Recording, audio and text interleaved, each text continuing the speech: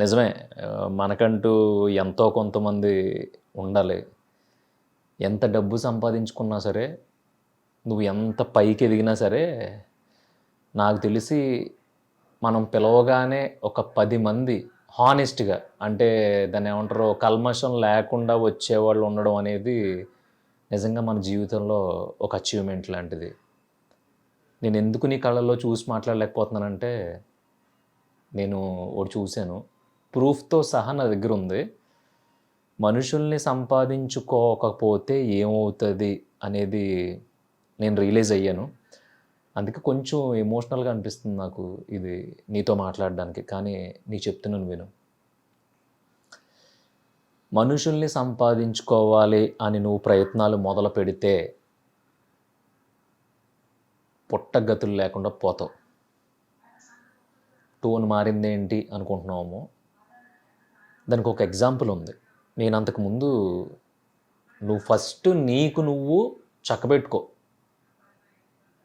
డబ్బు ముఖ్యం కాదు, మనుషులు ముఖ్యం, ఎమోషన్స్ ముఖ్యం, అది ముఖ్యం, ఇది ముఖ్యం అని కూర్చుంటే చివరికి గొడ్లిప్పి నడి రోడ్డు మీద నుంచోబెట్టేస్తారని నేను మాట్లాడితే ఒక 2-3 కామెంట్లు వచ్చినాయి నాకు. అదేంటంటే, పృథ్వీ అన్నీ డబ్బుతో ముడిపెట్టకు, అన్నీ అలా వర్కౌట్ అవ్వు, ఖచ్చితంగా మనకంటూ కొంతమంది మనుషులు కావాలి, ఇలా అని ఏదో కొంచెం దాన్ని ఏమంటారు గ్రాంధికంలో కొంతమంది మాట్లాడారు. వాళ్ళందరికీ నేను ఒక ప్రూఫ్ చూపెడతాను ఇప్పుడు.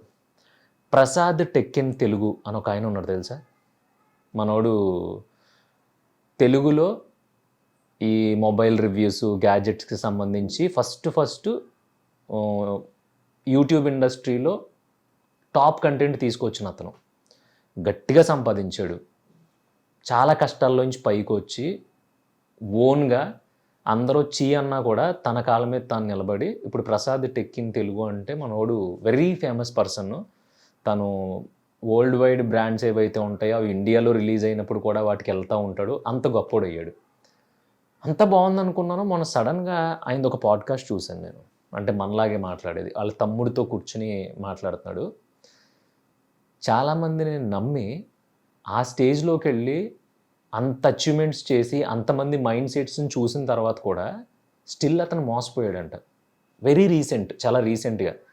మీరు ఇది నమ్మశక్యం కాకపోతే ప్రసాద్ టెక్ ఇన్ తెలుగు అని కొట్టి చూడండి, ఆయన ఛానల్లో ఉంటుంది. లేదంటే వాళ్ళ తమ్ముడిది టెక్ ఇన్ తెలుగు సంథింగ్ ఏదో ఛానల్ ఉంటుంది, దాంట్లో కూడా ఉంటుంది. నేను ఎందుకు చెప్తున్నానంటే, మనోడు సొంత కాళ్ళ మీద నిలబడ్డాడు, ఓన్గా క్రియేట్ చేసుకున్నాడు. ఒక యూట్యూబ్ క్రియేట్ చేసుకుని రివ్యూలు చెప్పుకుంటూ తన నాలెడ్జ్ని ప్రజలకు షేర్ చేసి తను ఏదో చిన్న సామ్రాజ్యాన్ని క్రియేట్ చేసుకుంటేనంట చివరికి తనని చాలా దారుణంగా మోసం చేసి వదిలిపడదొబ్బారంట. అప్పుడు వాళ్ళ తమ్ముడు అడిగాడు, అది కాదు బ్రో, నువ్వెందుకు మోసపోయావు, అసలు నీకు డబ్బులు ఉన్నాయి, నీకు మంచి ఫేమస్ ఫిగర్, నువ్వు బయటికి వెళ్తే సెల్ఫీలు దిగుతున్నారు, లేదంటే నీకు చాలా క్రేజ్ ఉంది, ప్రసాద్ అన్న అది ఇది అని చెప్పి అందరూ వెంట పడుతున్నారు, నీకు వేరే మనిషి అవసరం ఎందుకు వచ్చింది, నీకు అన్నీ ఉన్నాయి కదా అంటే అప్పుడు చెప్పాడు ఆయన ప్రసాద్. ఏమన్నాడు తెలుసా, నేను అలాగే అనుకున్నాను రా, కానీ మనకంటూ ఒక 10 మంది లేదంటే ఒక 5గురు, ఒక 1/2 మంది ఉండాలి కదా, జెన్యూన్ పర్సన్స్ మనలాగా ఉన్నోళ్ళు అని చెప్పి నేను వెతకటం మొదలుపెట్టాను. అలా వెతికిన ప్రతిసారి నాకు పావులే కనిపించినాయి. ఇలాంటి పావులు కాదు, విషసర్పాలు. సో అందుకే మోసపోవాల్సి వచ్చింది. చాలాసార్లు జరిగింది ఇది రిపీటెడ్గా. అది నా అమాయకత్వమే, వాళ్ళ తప్పు కాదు, అది నా తప్పే కేవలం.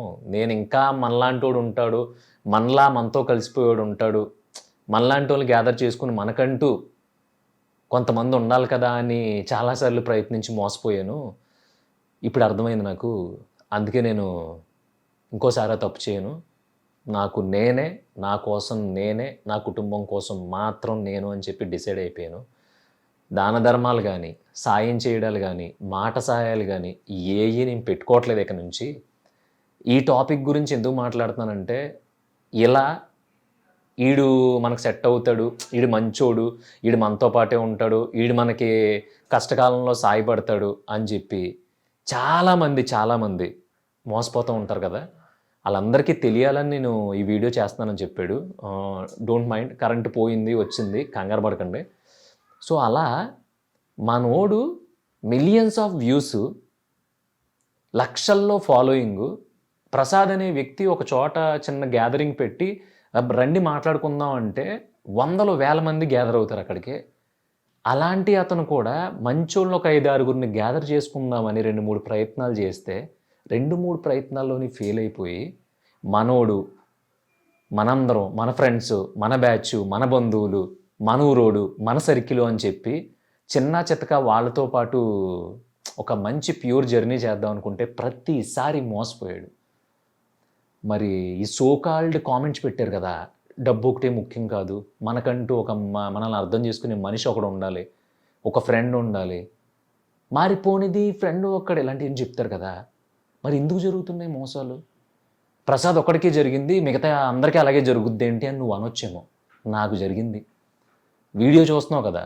నీకు కూడా జరిగే ఉంటుంది. కాకపోతే ఏంటంటే నువ్వు నేను చాలా తేలిగ్గా ఏదన్నా ఎవడన్నా మోసం చేసినా, ఎవడన్నా హ్యాండ్ ఇచ్చినా, ఎవడన్నా టైంకి ఏదన్నా ఒక సాయం అడిగినప్పుడు ఆడు చేయగలిగి ఉండి కూడా బొక్కలే వీడికి మనం ఎందుకు చేయాలని వదిలేసినప్పుడు మనం చాలా త్వరగా మర్చిపోతాం.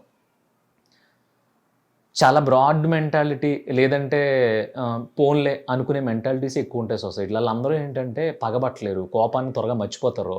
వాళ్ళకి వచ్చిన ప్రాబ్లం ఏంటంటే పదే పదే మోసపోవడం. ఒక మోసం రకరకాలుగా ఏమి ఉండదు. మోసం అంటే ఇప్పుడు మోసమే. అంటే అది డబ్బుల విషయంలో జరగచ్చు, ఫ్రెండ్షిప్ విషయంలో జరగచ్చు, రిలేషన్లో జరగచ్చు, వైఫ్ అండ్ హస్బెండ్ మధ్యలో జరగచ్చు, ఫ్రెండ్స్ మధ్యలో జరగచ్చు, బంధువుల మధ్య ఎక్కడన్నా జరగచ్చు. మోసమే అది. దాని నైజం ఏంటంటే అవతలోడు మనల్ని నమ్మేలా చేయడం, అవతలోడు మనం ఇంకరే వీడు మనకి బెస్టో అనిపించుకునేలా చేయడం మోసం యొక్క మొదటి లక్షణం. అందుకే నేను దయచేసి చెప్తున్నాను, ఎవరితోని మాట్లాడడం మానేమని నేను చెప్పట్లా. గుంపోళ్ళలాగా దొంగకోళ్ళు పట్టుకునే వాళ్ళు ఎలా తిరగమని నేను చెప్పట్లా. హాయ్ అంటే హాయ్, బాయ్ అంటే బాయ్. ఇక్కడ వరకు నువ్వు మేనేజ్ చేయగలిగితే, ఇదే రిలేషన్ నువ్వు మేనేజ్ చేయగలిగితే నువ్వు ఎప్పటికీ ఎవరి చేతిలోని మోసపోవు. కష్టపడి ఎక్కిన ప్రతి మెట్టుని నీ చేత్తో నువ్వు కూలగొట్టుకోవు. నేను చాలా సిన్సియర్గా చెప్తున్నా. నేను కొంతమందిని నమ్మి లిటరల్లీ దాన్ని ఎలా చెప్పాలంటే చాలా పోగొట్టుకున్నాను. అది ఎలా చెప్పాలో కూడా నాకు తెలియట్లా. ఎందుకంటే ఎప్పుడు మనం మోసపోయినా సరే అవతలోళ్ళు మనల్ని ఎలా చూస్తారంటే వాళ్ళేదో మనకి దాన ధర్మాలు చేసేసినట్టు, వాళ్ళే మనం మిస్అండర్స్టాండ్ చేసుకున్నట్టు, వాళ్ళే పెద్ద తోపు తురుముకాలు అయినట్టు ఇలాంటి కబుర్లన్నీ చెప్తారు. వాళ్ళు ఎప్పటికీ ఒప్పుకోరు. అందుకని వాళ్ళతో వాదించడం అనవసరం. ఇప్పటి వరకు జరిగిందేదో జరిగిపోయింది. నువ్వు డబ్బులు కోల్పోయావా, ఎమోషన్ కోల్పోయావా, లేదంటే ఒక రిలేషన్ కోల్పోయావా, ఏది కోల్పోయినా జుజుబి. నువ్వంటూ బ్రతికే ఉన్నావు కదా, ఇంకా పోలేదు కదా.